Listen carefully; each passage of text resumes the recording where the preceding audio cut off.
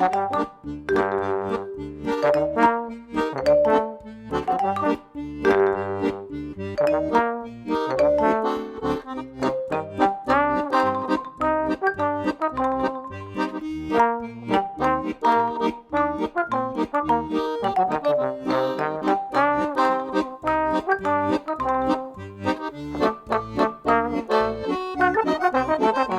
syndicat d'eau du Pays d'Argentan est composé de 26 communes qui représentent 23 000 habitants.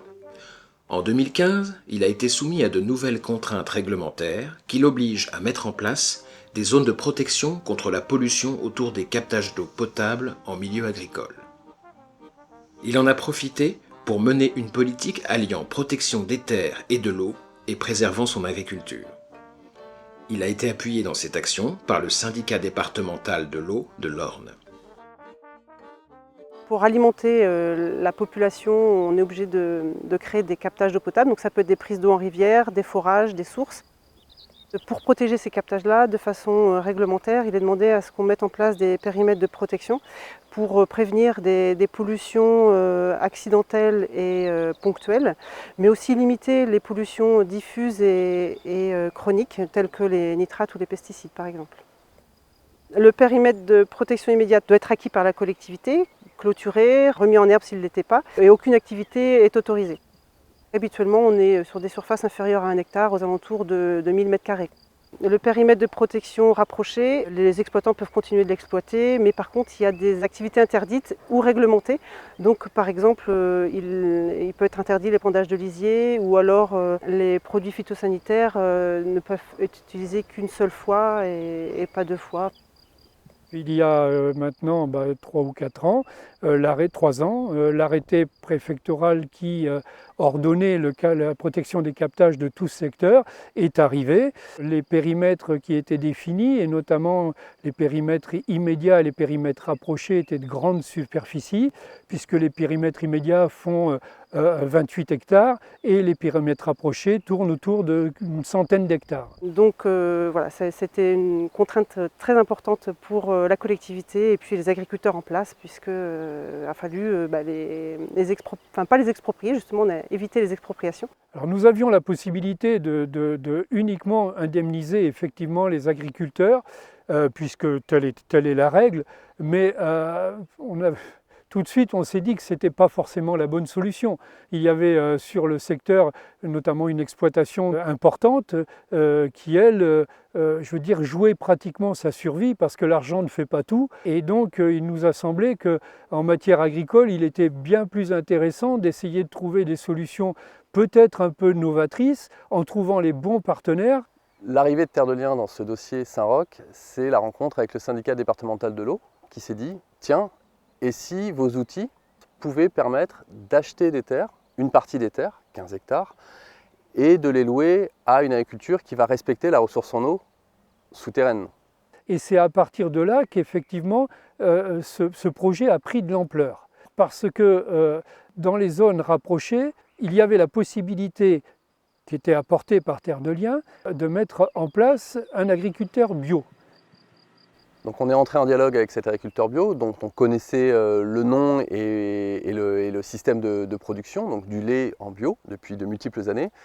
Et lorsqu'on est allé le voir, on a assez rapidement compris que des surfaces de prairies et donc d'herbes de fauche allaient être intéressantes pour son système. Et donc allaient également être intéressantes, parce que l'herbe est le meilleur filtre, allait être protecteur de la ressource en eau.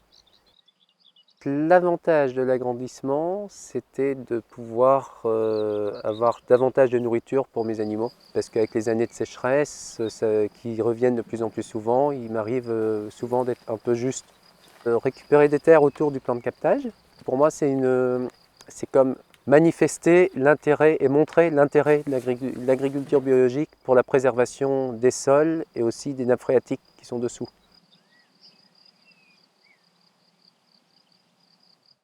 Dans ce projet qui est un projet qui peut s'assimiler à la fois à un projet agricole, puisqu'il y a des agriculteurs qui sont concernés, et en même temps protection de l'environnement, puisqu'on est sur la protection d'un captage, la SAFER a été amenée à faire du remaniement parcellaire, on va dire, puisque dans le cadre de cette protection, il fallait que les gens qui étaient sur place et qui finalement sont là depuis longtemps, n'avaient rien demandé, acceptent de laisser une partie de leurs parcelles qui sont concernées par la protection de l'eau, pour qu'on les déplace et qu'on ramène quelqu'un qui va être exploitant en agriculture biologique. Et on a fait pratiquement un remembrement sur tout le secteur qui a permis à ce qu'aucune exploitation ne perde quoi que ce soit dans son exploitation à venir.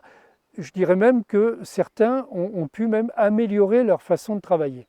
Et une ferme cessait son activité, donc qui a libéré quand même de nombreuses parcelles de bonne qualité et a favorisé les échanges. Et puis, on ne l'a pas cité jusqu'à présent, mais aussi l'Agence de l'eau a quand même apporté des financements qui sont très très loin d'être négligeables.